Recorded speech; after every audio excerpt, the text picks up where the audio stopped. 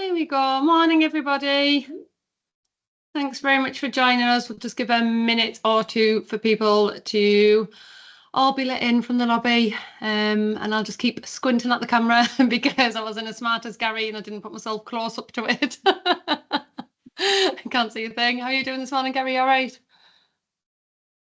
That was Doing great really well, timing. thank you. Sorry, just as you were taking a drink of I water. know. Sorry.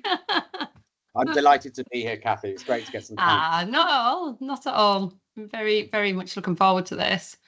Yeah, give people a couple of minutes before we kind of fully get started. I think there's quite a few registered, quite a few joining today, which is exciting. Just to give people a bit of background about this series. So this is the first in our Spotlight on AI series. We're doing them pretty much one every 3 weeks for the rest of the year. And the idea for the series came about from the amount of questions that we get from advisors, operational people, advice firms. Just they know that there's so much about AI. They know that they need to be starting to think about embracing it and kind of look into how it can support their business. A lot of the time they just don't know where to start, where to even kind of begin to kind of drill down, choose which area to focus on AI on. Even if you chosen an area, how do you then start to narrow down all the different providers on it? But almost worse than that, and I don't know if you're kind of hearing this already, Gary, I feel like there's already a lot of AI fatigue. Like people are so sick of hearing about it and so sick of reading about it. And it's not just in finance, it's absolutely everywhere, that even before they've even adopted AI or tried it or, found the benefits or found the disadvantages, they're already kind of being turned off it. So what we thought we would do is just kind of do this spotlight as a way of getting this kind of high level, talking about what's happening on AI in finance, but then also getting to showcase some of the actual tools that are happening, and just a way to kind of make it a little bit easier for advisors to start to kind of make some of those decisions. And because it's just a nice fun webinar and you get CPD, hopefully it just helps to ease some of the fatigue about it. Because it's almost becoming a bit of a swear word, I think, AI. Are you kind of getting similar pushbacks from people?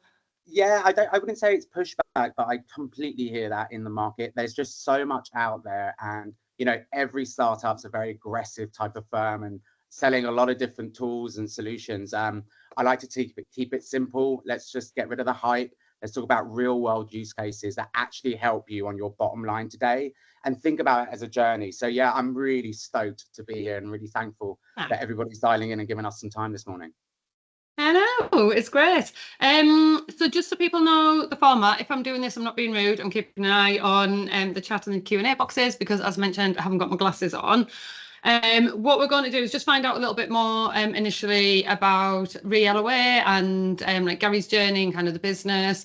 He's going to do a live demo, show you the system in real time, exactly how it works. I hear that he's also going to launch a whole new thing on today's webinar, which is very, very exciting. It's my favorite kind of thing when people just launch new stuff all the time. After that, there's going to be a section for your questions. So if you can use the Q&A section at the top of your Teams, just pop them in as we're going over the next sort of 30 minutes or so. And then when we get to that section, I'll have those and I'll be able to kind of put them to Gary. And then at the end, we'll just talk a little bit more about kind of AI and finance generally in the direction of travel and where we're seeing it going. So I'm hoping it'll be a super, super useful session for everybody. But yeah, if you want to kick us off, Gary, and just tell us your background, like how you kind of came to launch ReLOA and also why you ended up deciding to launch it. Yeah, absolutely. Thank you, Kathy. So yeah, I'm Gary Abella. I'm one of the co-founders. I have 2 other co-founders in the business called RV and Abu, which I'll come on to in a second. But essentially, we're really on a mission to democratize AI.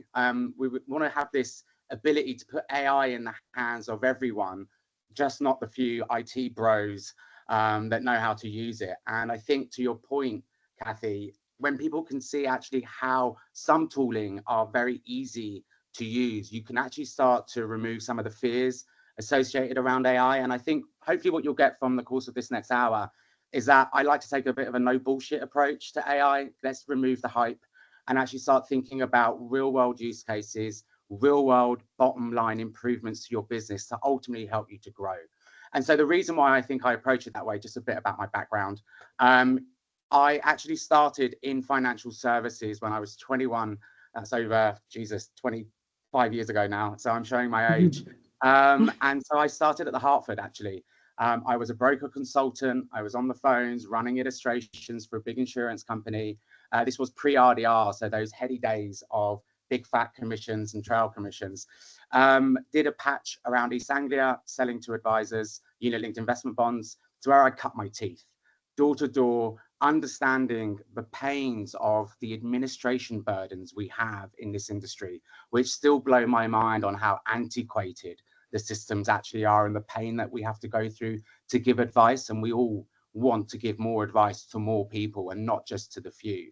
So that's really Are you saying, Gary, that not a lot has changed since the 25 years to now? Is that what you're saying? A huge amount has changed on the advisor side. It's just the industry that hasn't, sadly. No, well, yeah, exactly that. Yeah, on like the processing side, absolutely, it really hasn't. And I'm similar. It's been 20 years for me this year, and there's some stuff that was antiquated at the time and is now just 20 years more antiquated because it just hasn't evolved.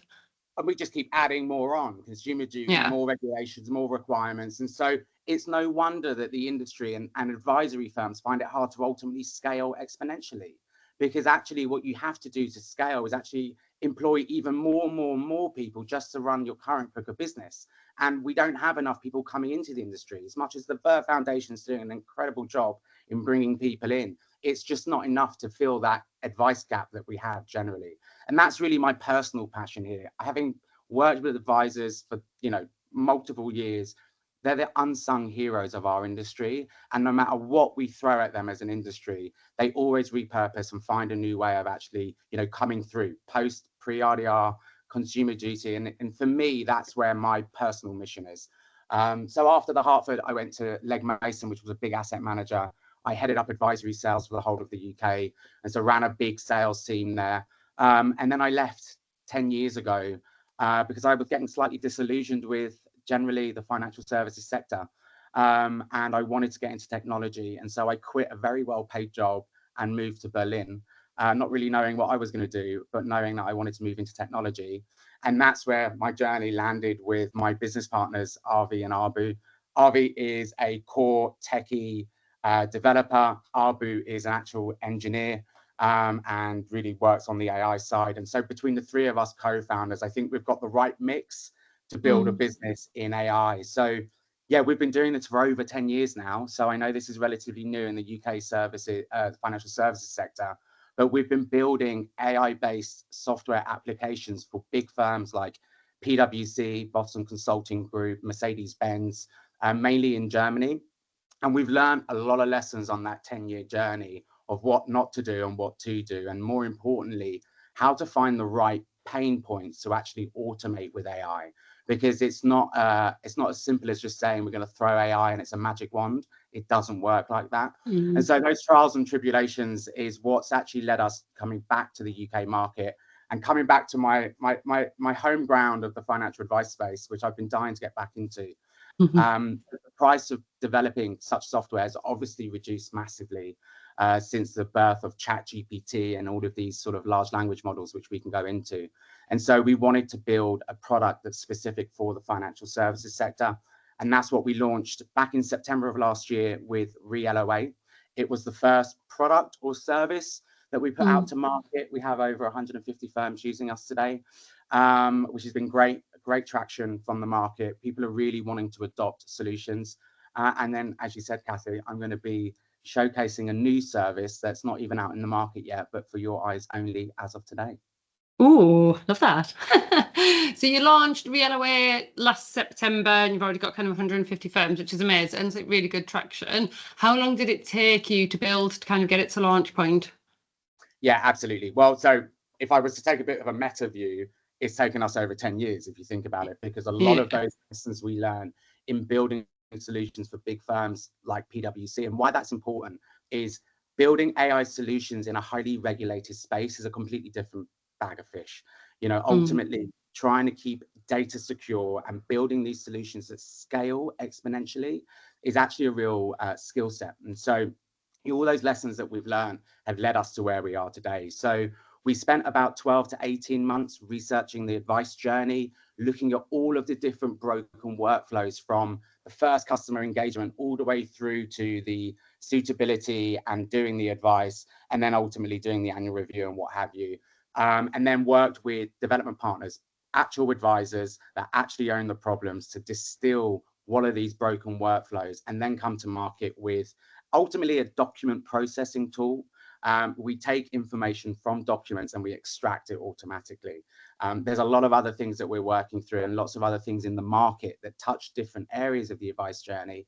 And I've got a pretty, I think, contrarian view, given that I'm an AI guy, in that I don't believe AI should be automating very complex workflows. It's the first way of failing, because ultimately you want to keep it simple, start small, find something that's a quick win, bring our humans along with us to basically give them superpowers to do the job smarter and faster. This isn't about trying to replace big swaths of the advice journey, because I don't think you want to automate that. You know, the key in our industry is the USP is the people that we employ and the service that you give. And so free up the people to do more of that, and let's take away the mundane. That's at the principle of everything that I've been building and we've been building as a firm for the past 10 years. Absolutely, I completely agree. So just in terms of the company at the minute, you've mentioned yourself and your two co-founders. What's the company makeup at the moment? Has it grown in that time? Yeah, so we've gone through, as you guys would have gone through in running your own businesses, we're self-funded. And so we've run an agency for the past 10 years. At one point, we've had over 50 people employed working on big scale projects like with PwC. And then we've scaled it back down depending on our, our relationships. This core team is just a core team of 5 people working specifically on the UK market. And we're in the middle of doing our first investment round now that we've got that scalability. We've found a product market fit. So I'm looking forward to building out my UK operation over the next 6 to 12 months.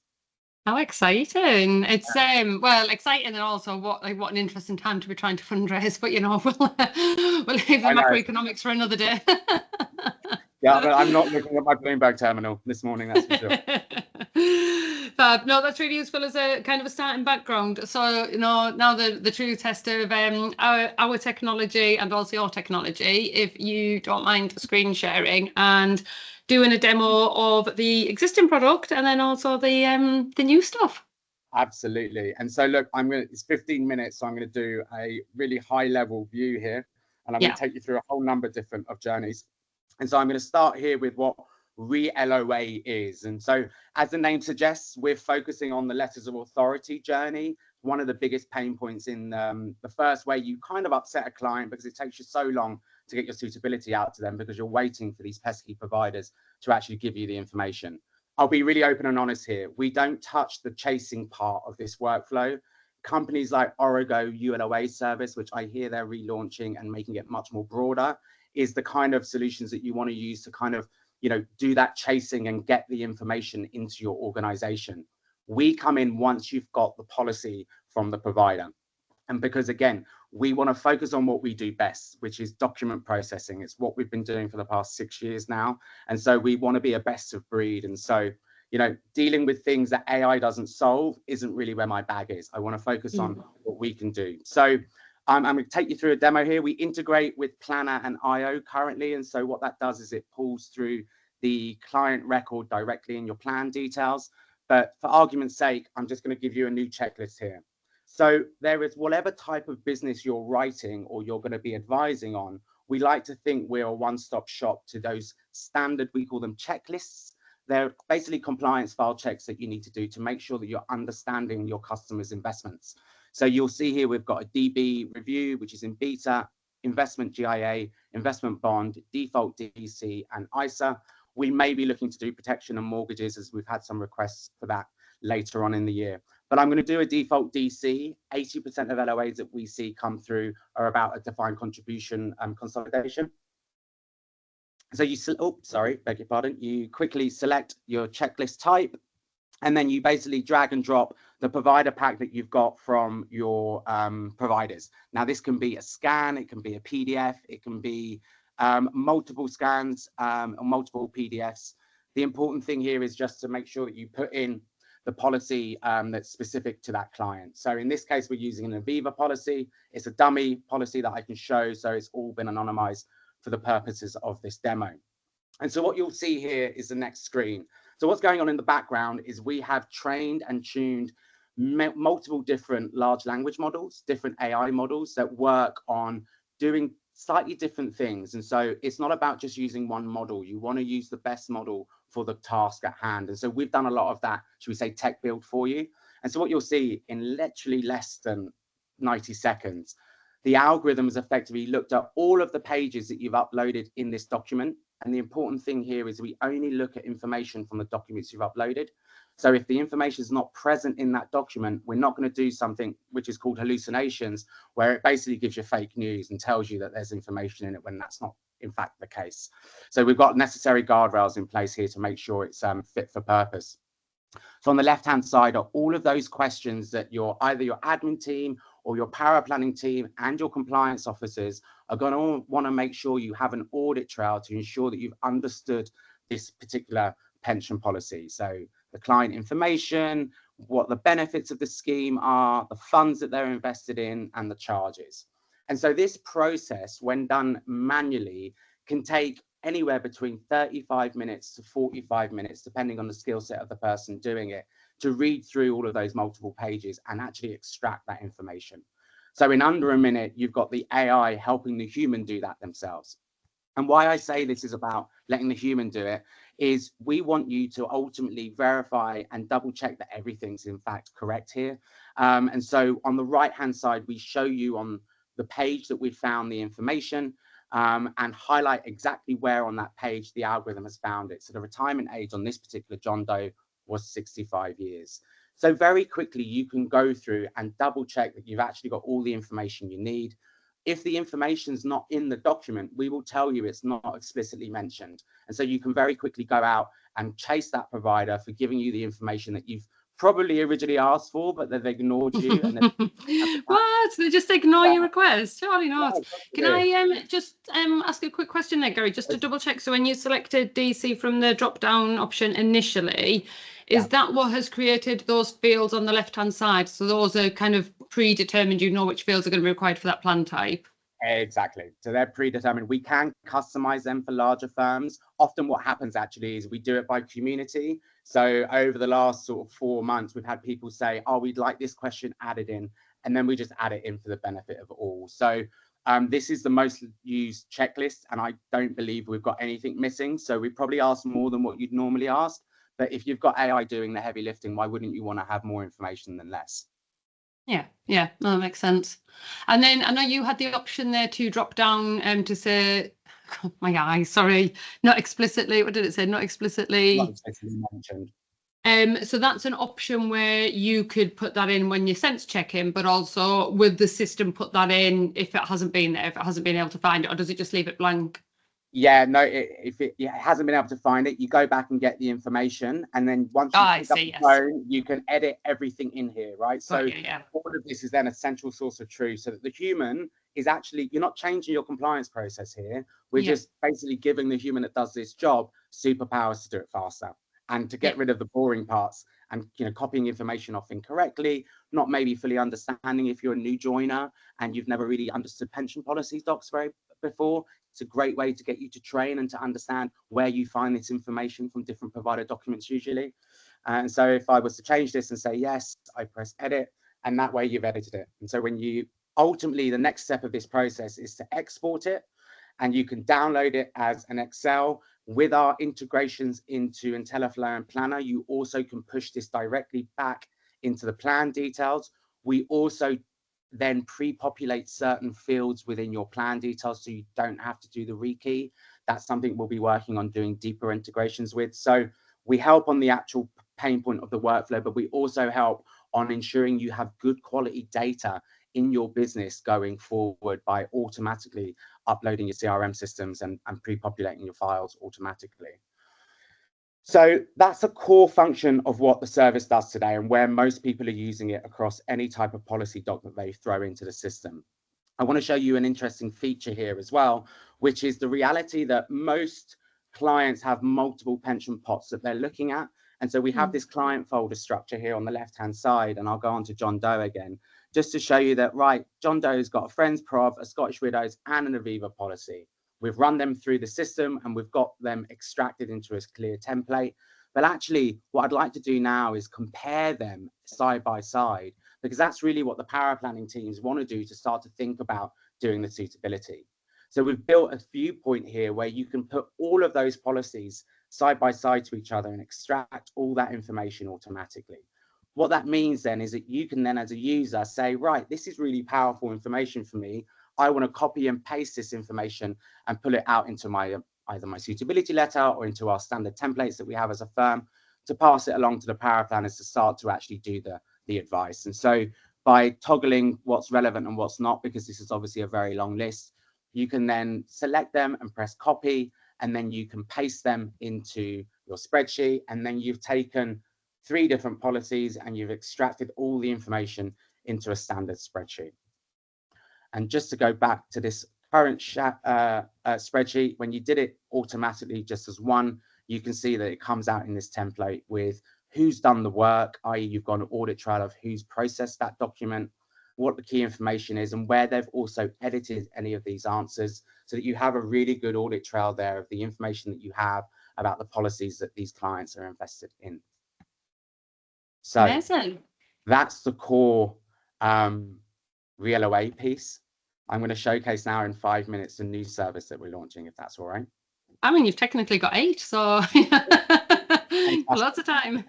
I've gone quick through it. So I do this 100 times a day, so you can imagine that it's no water off my back. So we've been looking at ultimately document processing and other workflows that actually require you to actually process information and data that we hold in documents that we have in our organization. And so if you think about the other sort of benefits of this, is we're giving you a tool that actually brings in higher quality data into your systems, because there is no question that having good quality data in your business is going to help propel you going forward in the things that you can do with AI going forward. Now, we all think we've got great data. The reality is that we don't. We've got a lot of great data and a lot of documents that we have in our systems. But how do we take those documents and automatically put them into our systems so we can be a bit more, should we say, opportunistic about understanding the data we have in our business? And so we focus on information in documents. That's, people may say that it's quite a specific use case and it's a little bit boring, but I'd rather do something really, really well. And we do about 93 to 94% accuracy on everything that we process here, to make sure that then we can start to build a good basis to start to do some more interesting stuff around AI, which we'll come on to at the end of this session. And so the next service we're looking at is reconciliations. Now, I know that the majority of firms have standard EDI reports, and probably about 80% of their income, advisor fee income reconciliation is done automatically. But there's still that annoying part from providers or different platforms that you work with that don't provide you the information in a spreadsheet or don't automatically sync with your back office system. And so they still send your team a monthly PDF of a huge table that you have to extract information and basically upload into your CRM. So this is all about how do we make sure we're getting paid the advisor fee that we're due on our account every month. So it's a monthly task, and it's one of those pain points that either sits in finance or sits in admin, or you outsource it completely because it's just a painful task to go through, and we've all got better things to do with our lives. And so we've launched a new service which you can get access to through Real OA. So you can see here, you've got Real OA and what we're calling reconciliation. It's not launched yet. This is our stage environment, but I want to quickly show you what we do here. So in the same way before, you can see here that I've linked this to the IntelliFlow EDI template that needs to be uploaded. We'll build all of those other CRM systems as we go through. But you drag and drop effectively the statement that you get from a provider. And in the same way as we've done with that pension policy, the algorithm will start now reading through that document and help you actually extract the core piece of information that you need. So the right-hand side in the same way is what one of these usual sort of PDFs look like. technically, being able to get an algorithm to pull information out from tables is actually very difficult to do. And this is what we've ultimately cracked here. Now, what you can see in this table is that there's lots of different rows and headers. The information isn't symmetric. And sometimes they can be upside down, they can be tilted, then they're in PDF, so you can't just simply copy and paste them into a spreadsheet. So we're seeing humans copying information from A to B. And that for me just makes absolutely no sense. And that's what we're focusing here on this service. And so very quickly, what you see on the left-hand side is what the algorithm has extracted from this document. And on the right-hand side is your source document. And so very quickly, you can do a couple of things here. And now for those of you who do income rec, this will be very obvious to you. For those that don't, this might be a new process that you don't usually touch in your organization. But we can do a couple of things here. First and foremost, what you can see here is we can select similar tables to each page. Now, these are multiple page documents. And by doing that, the algorithm's already matched what is the same table across these different pages.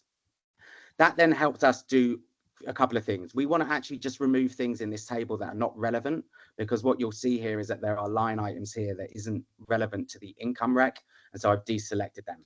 Also, something that's interesting here is that you've seen in this column, if you see source, you've got information in this investor, the name and the client account actually commingled. And so what we can do here is actually split this by saying, right, I want to split a column here, and I want to split the investor column, and I want to say, right, the separator is the line, and actually on the left hand side, that's the policy number. Now this is all anonymized data. We've faked this, by the way, so it's not real customer policy number, and actually on the right is the client name.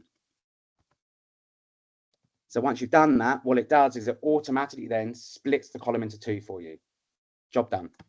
You can also force feed information in. Now we can see that this is an ongoing advisor charges. It's not in the table, but we know that it's sitting on top of the table. So I know this income type is advisor, ongoing advisor charge, OAC. If I save that, it will then make sure that we know this is the income type that's available.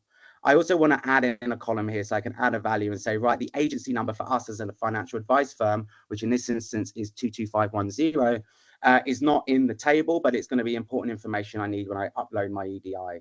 So the agency number there is 22510. So once I've done that, and I've done a bit of, should we say, data wrangling, I do my next stage, which is let's merge this together. And so what you've done is on the left-hand side is all that raw, rich information from the tables. On the right-hand side is your end template that you're going to need to upload to your CRM. So this one's already pre-configured to the IO template. You can customize this. We'll do different templates depending on the different CRM systems. And let's now go ahead and map it. So the policy number is going to be the policy number. The client name is going to be the client name. The income type was already done. The gross amount is going to be the advisor charge. And the agency number was pre-filled. Job done. You export this. And then what you ultimately get is this, which is your standard spreadsheet that you needed to upload to your back office system. It's as simple as that. It's no risk, no brain use case. You know, let's move mundane. Because you've got the excitement of a man who's had to like sit and go through income reconciliations a lot. Yeah, exactly. And like we used to do, and you know, like you say, there's a lot of fields that can now be automated, but absolutely, especially with your like your insurance-based products, like a lot of them are still just coming out. You know, indemnity ones and so on, they are still coming out as PDF. So yeah, I like that concept of you just making it formatable, but then also overlaying that with knowing exactly how it needs to go up into a new system. Exactly. And then from our perspective, it's all about actually, there's so many different ways to do it because there's so much variability. Aviva does it one way, Scottish Widows does it the other way, different CRMs. And so as a company that's building a scalable software solution, you could sit there and try to map that out yourself, but actually you'll never get it done right. And again, you'd only want to map it out if you want to replace the person that's doing the job. We want the person that's doing the job to configure it themselves in one click, because then it means we've got a very scalable product that solves a scalable problem across the industry that everybody can use. Yeah, plus you could have mapped Aviva's and that works. And now we'll map Scottish Widows. And by the time I finish mapping Scottish Widows, Aviva's changed theirs. So now I need to go over there. We all know what it's like. With the reconciliation one then, so have you got an intended launch date for it?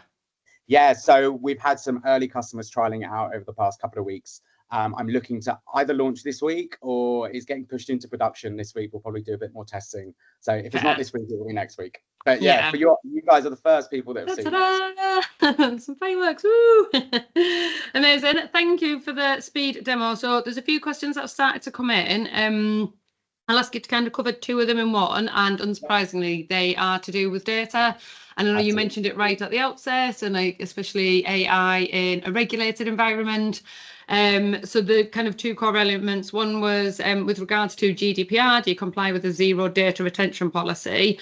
And then the other one is around like, if there is any being stored, where is it being stored? Like, where's the confidentiality and security? Yeah, so we give you the permission to delete all of your data in the app or automatically as well. We host everything in the UK on our UK service. So that's really important from a GDPR perspective. I'd also add another thing. I fill out RFIs and due diligence documents on a weekly basis. A lot of them have been built with software solutions in mind, but AI is somewhat different. And so I do a lot of education around how to change the questioning. So we only use locally hosted LLMs. And so we have all of the models that we have within our infrastructure. We don't send our information out to open APIs. And so, there's a lot of products or companies out there that can just wrap a bit of software around ChatGPT as a model. You do have to ask those questions on where is that data going in and out to, and who's doing the computation, i.e. who's doing the smarts to actually extract that information or do something with it. We only use models that we ensure that the information doesn't leave the confines of our environment. So that's important. And then did you say it's in kind of the firm's control about the data deletion? Because again, that's kind of, obviously they'll have their own policy around what they do with their data. So knowing that they've got that ownership of automatically delete it or going in and deleting it every so often. Completely. Now we have to, I think we automatically delete everything within 6 months, but you can delete it once you've completed it. The reason why we need to leave it in is, inevitably, like we just said with the providers, they don't give you all the information from the get-go. So to just run it one time and then have to rerun it, it's gone. Yeah. It doesn't make sense. And so you keep it in there. Once you're happy with it, you push it into your CRM, just get rid of it. Yeah, you can spend that 6 months on hold to like Phoenix, can you?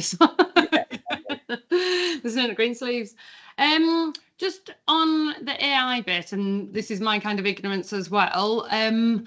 You mentioned there, and I think it's a key point that advisors are able, or that anybody using AI is able to differentiate between, is it kind of proprietary owned AI trained models, or is it ChatGPT with a wraparound? Even when it's your own models, you will have had to have trained the AI at some point. What's kind of your stance around the training and like the ongoing training of your AI and kind of the data use there? Yeah, so look, this is without getting into the weeds a bit, because I think training is a big term and there's lots of different ways that you can do it. Yeah.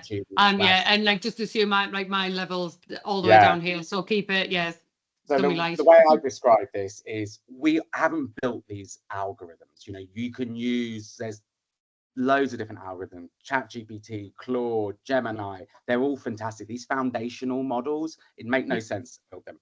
It's why we can provide this and build this as a bootstrap company, right? But once you've got them, effectively what you can do is you can start to, should we say, manipulate them and align them to the specifics of this workflow.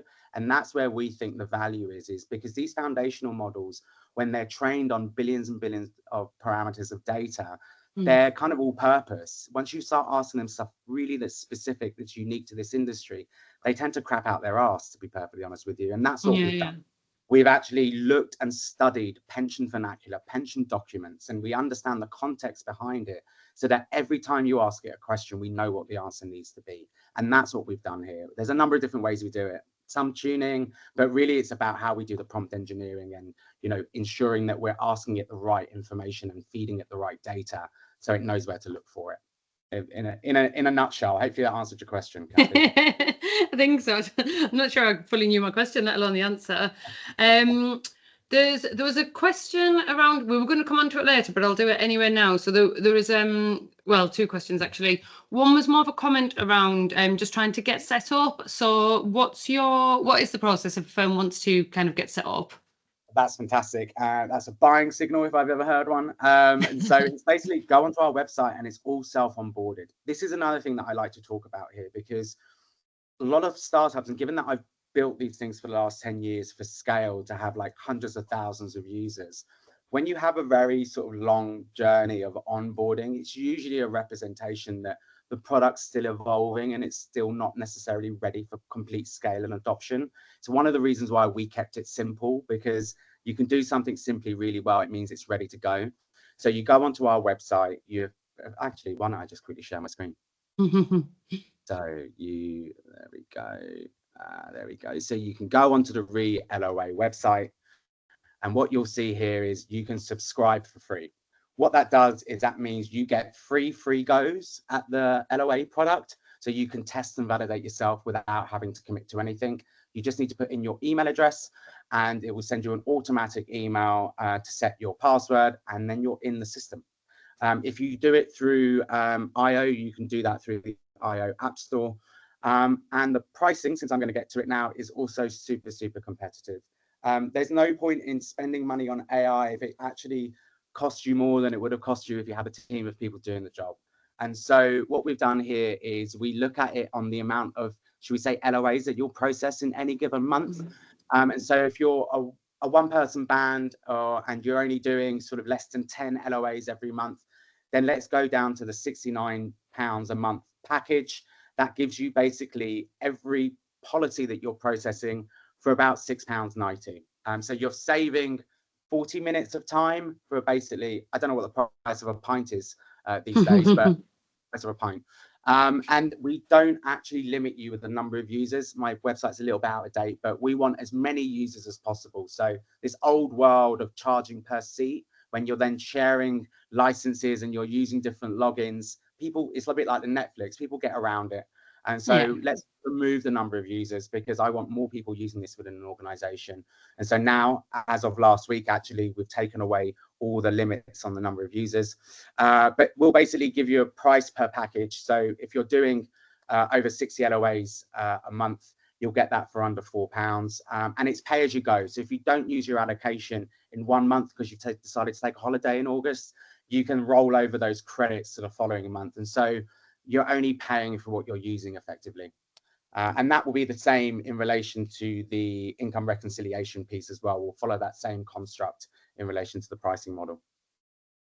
That's really interesting. The rollover bit is as well. Is there some? I'm going to guess there's some limit on rollover. Or like, would it roll over indefinitely and you suddenly have 5,000 credits to use? It rolls over every 12 months. We cut it. Sense, but what we also do is we're quite pragmatic, because if you think about it, a lot of advisors that we work with buy books of business in, and so they'll see a massive spike up when they rebook that business. And so we go in and say, right, for that 1 month, let's give you a better package so you get the best possible price for the volumes that you want to do. Yeah, no, that makes sense. Yeah, there's absolutely kind of seasonal bumps and troughs, isn't there? So actually, if you can dial it up and down depending on what you're actually needing. Cost was actually Bill's questions. There you go, Bill. I asked it without having to ask it. Katie had a question, but it was specifically on like the demo that you did, and it was on like the Aviva plan type, but we've since moved off it, and I don't know. I'm conscious you were just doing a demo one anyway. Yeah. I'm happy to either take that offline and do an individual demo, but also generally around plan status and plan types, I've got some things that we're working on that I kind of was going to leave it to the end to showcase what the future of the development is going to be, but happy to do that now if you want, Kathy. Well, do you know what? Yeah, so actually they were all the questions that have come in. I had questions around training, around like the data piece. My other question was, I know you said that you integrated already with IntelliFlow and Planner. Is there plans to integrate with others, or are you kind of doing fewer integrations and just focusing on them being deeper? Yeah, no, I'd like to do as many as we possibly can.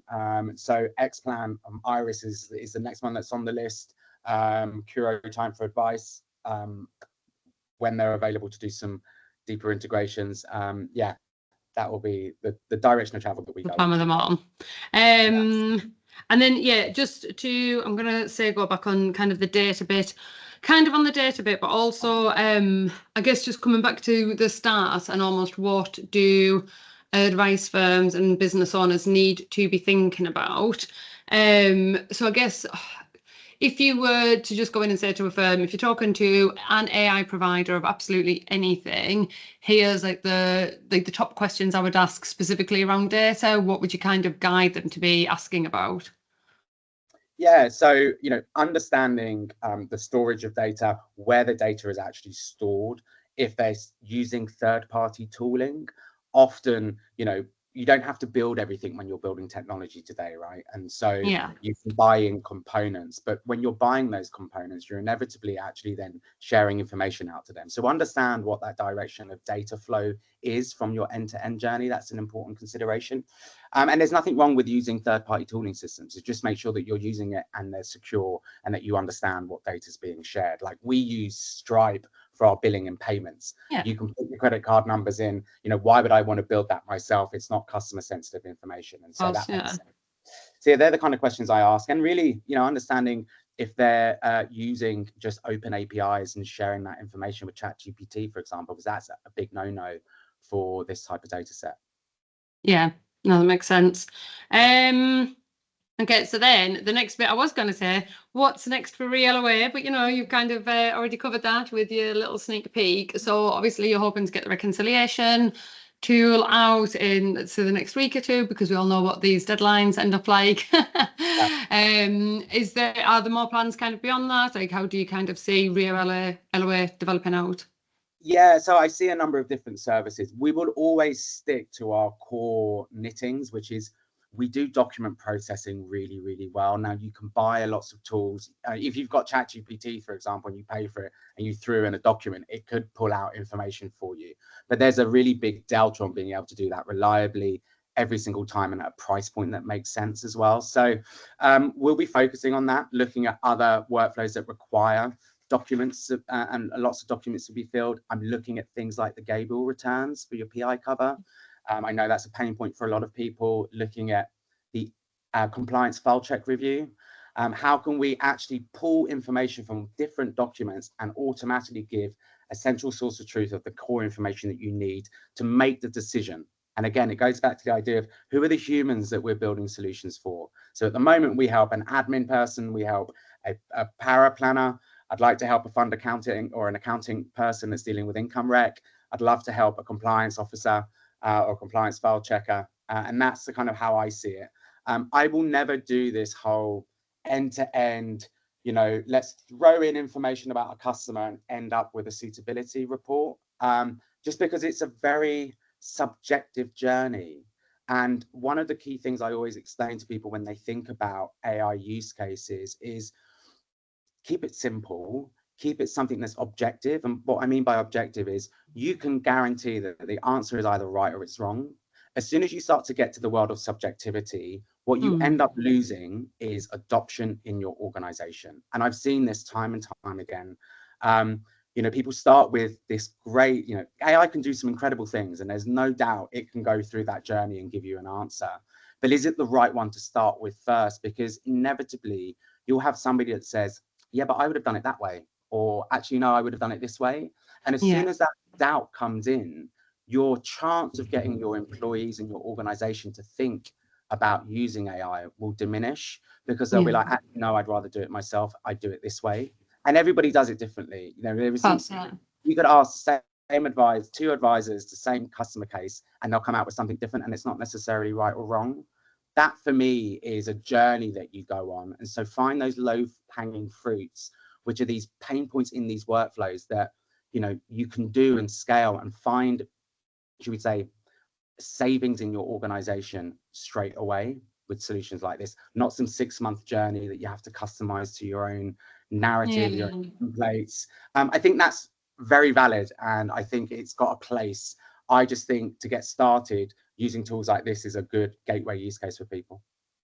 Yeah, I think, it's a really valid point about the adoption, because you're quite right. I think and again, this isn't advice industry specific, it is the whole world. It's the fatigue of hearing about AI. It's the like tension of, if it is really going to help, then great, I want that to happen, but actually, is it the emperor's new claws? Is it going to cause me a lot of trouble? Or worse, is the worst case scenario that they talk about going to happen, where it takes my job? So actually, you've got all of this kind of emotional overlay for people to try tools, and like I say, if they try something and it just looks like they would do it different, or they would have done it better, or something, you've got so many reasons pulling against. You need that tool to be so strongly that they go, despite my emotional reserves, actually it's just proven me that I've just saved an hour, and it's, who's not wanting to take that? 100%. And we don't sell fear. There's a lot of AI companies generally like to sell the fear, of it's, you're going to be left behind if you don't use AI. We'd rather just show you how to get ahead, and not to scare tactic, but have some clear wins. And I think what we produce here are some clear wins, no-brainer use cases. A couple more questions have come through. So one was, is there an error rate on the data being pulled through, which will be, I presume, on the LOA one?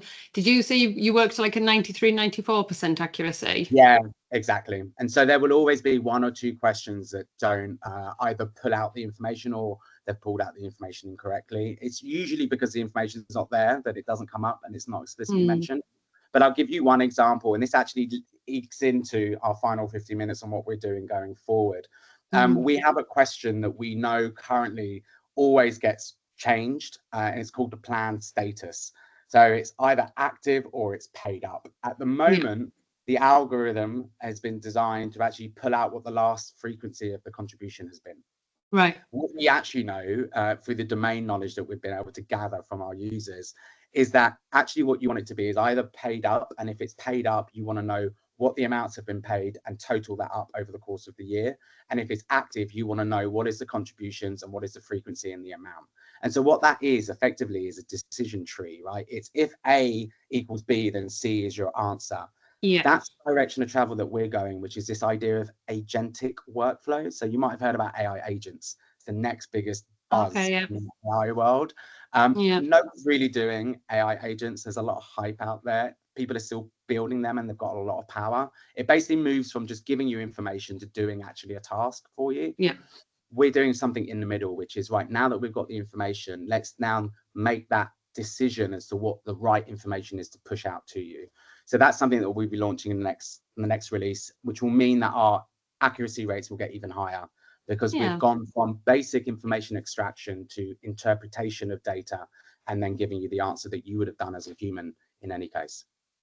Have you found over the time that you've been doing this, like, was your accuracy rate lower? Has it been kind of gradually increasing? And I presume the intention is for it to keep increasing, but just like a human, it's probably never going to be 100%.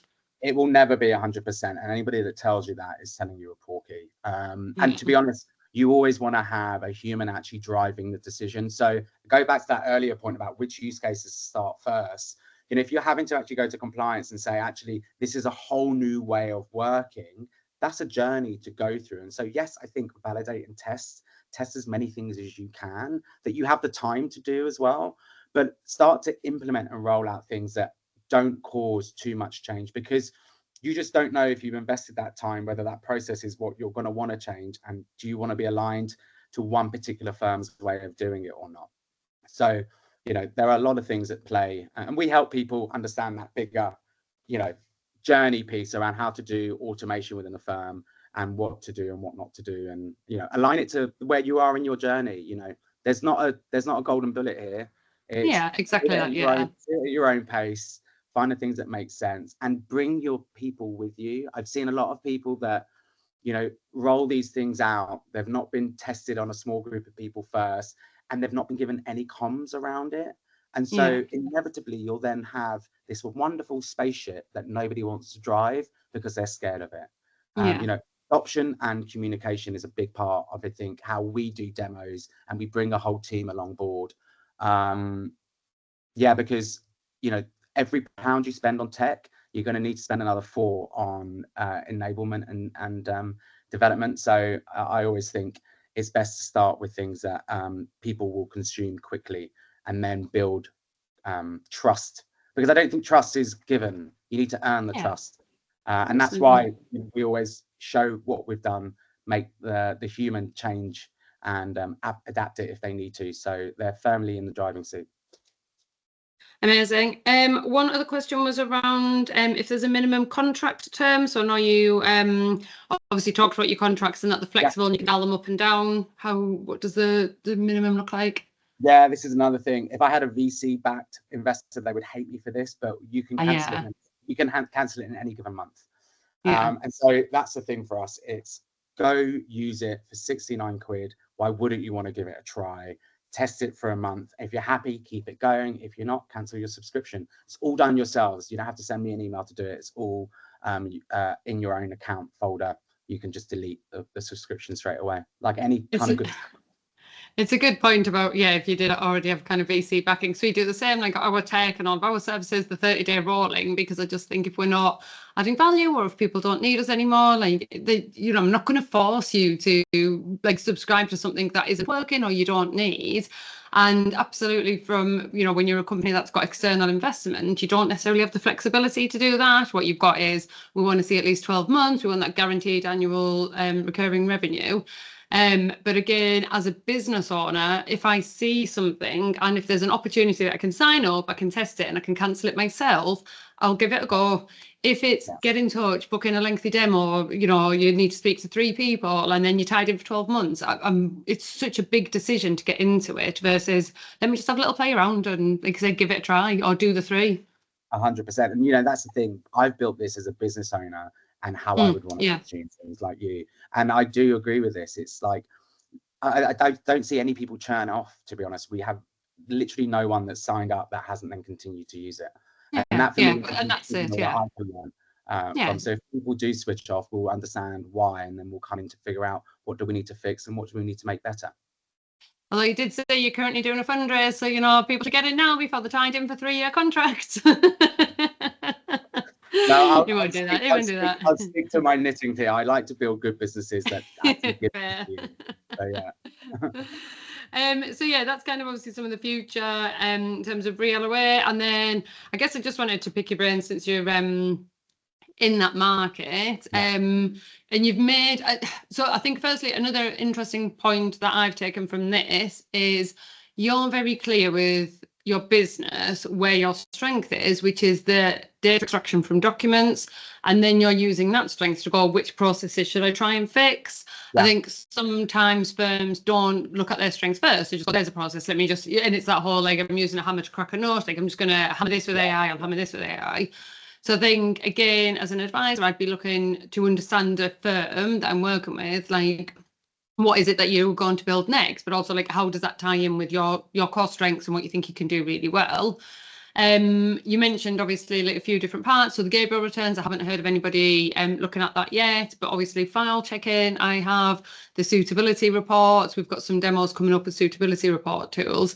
So there's kind of lots of different parts of the advice process and the journey and the ways of running an advice business that lots of different companies are kind of at. Where do you see, I guess, maybe the next, 3 years, because that's a long time in AI world, and like how that's going to change in financial services and how it's genuinely going to kind of, are we going to look any different in 3 years compared to 25 years ago?